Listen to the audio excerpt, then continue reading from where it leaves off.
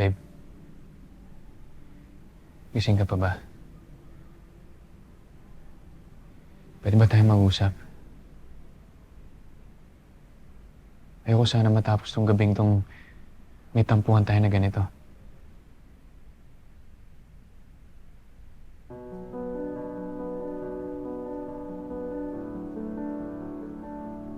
Alam ko hindi sapat ang sorry sa laki ng kasalanan ko sa'yo.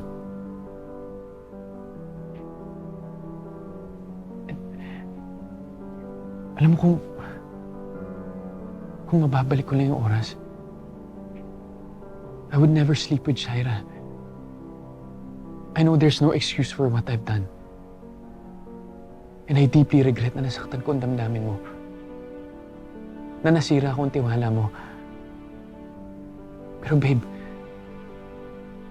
sana naman mapatawad mo ako. Please, sana pagbigyan mo ko kahit isa pang chance.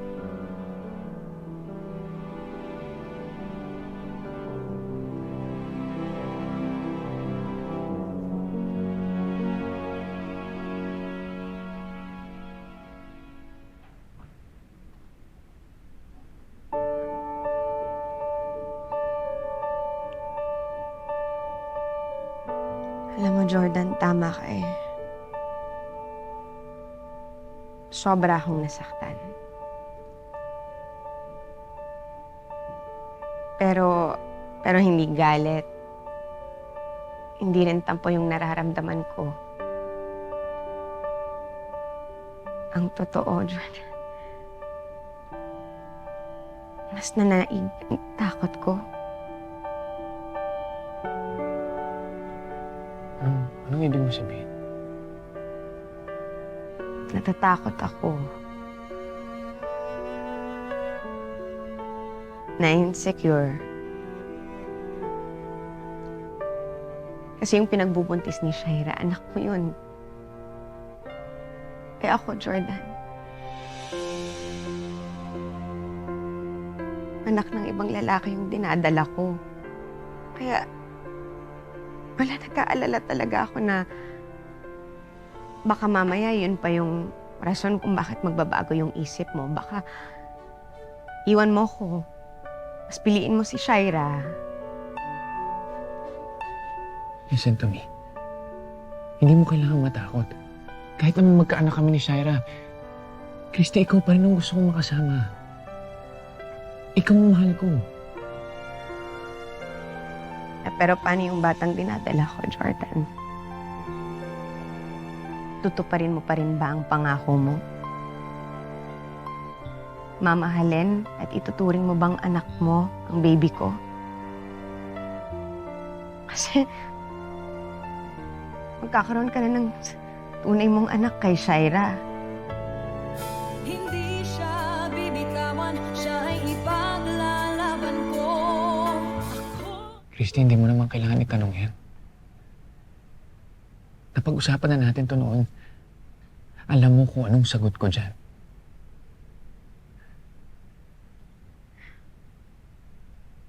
Pero gusto kong marinig na sabihin mo.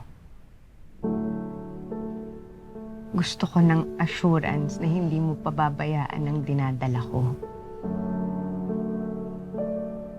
Gusto kong ipangako mo, Jordan, na hindi mawawalan ng daddy ang baby ko.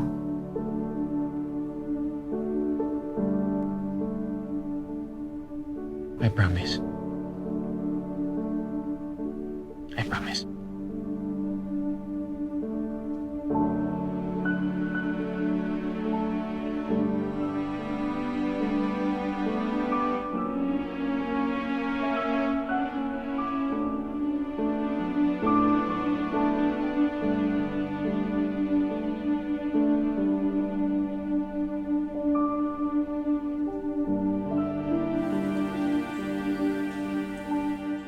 Les, sige na, pagbigyan mo na ako. Ngayon lang naman ako nagre-request sa'yo eh. At saka para sa ikabubuti rin to ng kaibigan mo. I'm sorry, Jordan. Kahit gusto ko ng tulungan, hindi nga pwede. Matanda na yung nanay ko, saka mag-isa siya sa bahay. Saka hindi pwede magstay doon si Shaira kasi masikip lang yung lugar namin. Ilang araw mo lang naman siya sasamahan eh. Promise. Hanggang sa mawala lang yung pregnancy cramps niya, maging mabuti lang yung pagbubuntis. Hindi nga pwede. Bakit ba ang kulot mo? Kung talagang concern ka kay Shaira, bakit hindi ikaw magbantay? Total, di ba, ikaw naman yung tatay ng pinagbubuntis niya? Gusto ko naman eh. Pero hindi talaga pwede. Maswerte lang ako na pinatawad ako ni Christy kahit nabuntis ko si Shaira. Yung pagsamahin pa kaya kami sa isang bahay, mag-aaway kami ni Christy. Well, that's not my problem anymore. Ikaw ang may responsibilidad kay Shaira at sa magiging baby niyo. Kaya ikaw ang gumawa ng paraan para ma-ensure ang safety nila.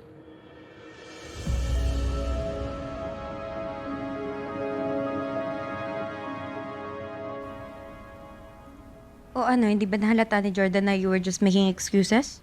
Hindi, girl. Ginalingan ko ang acting. Pinush ko talaga si Jordan na siya ang mag-alaga sa'yo. That's good. Ay, andyan si Jordan. Sige, tatawag ako mamaya.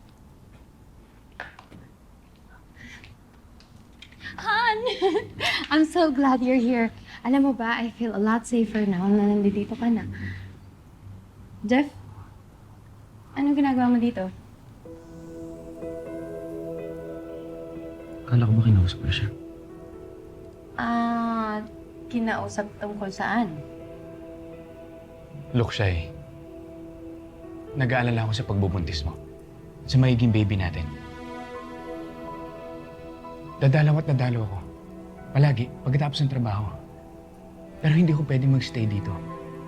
Kailangan ko pa rin umuwi sa pamilya ko. That's why kinausap ko muna si Jeff. Na baka pwedeng siya magstay dito para may kasama kami mag-alaga sa'yo. Jordan, ikaw ang dapat na nagsistay dito kasi ikaw ang tatay ng baby natin, di ba? Huwag mo naman sana ang pinapasa yung responsibilidad mo sa iba. Shai, hindi naman ako ibang tao. At masaya ako makatulong sa inyong dalawa ng utol ko. Shai, pasensya ka na. I'm doing my best. Ginagawa ko naman lahat eh. But I have to respect my marriage with Christy. Intindihin mo yung sitwasyon ko, please. Anyways, aalagaan ka ni Jeff. Hindi ka niya pababayaan. Diba, Tol?